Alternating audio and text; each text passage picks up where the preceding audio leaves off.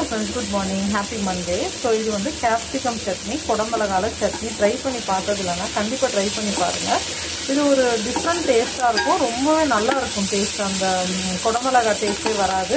Plus வீட்டில் cookies வந்து எங்கள் வீட்லேயும் பையன் பன்னீர் பட்டர் மசாலா போட்டால் எடுத்து வச்சுருவான், சாப்பிட மாட்டான் கேப்சிகம்மை.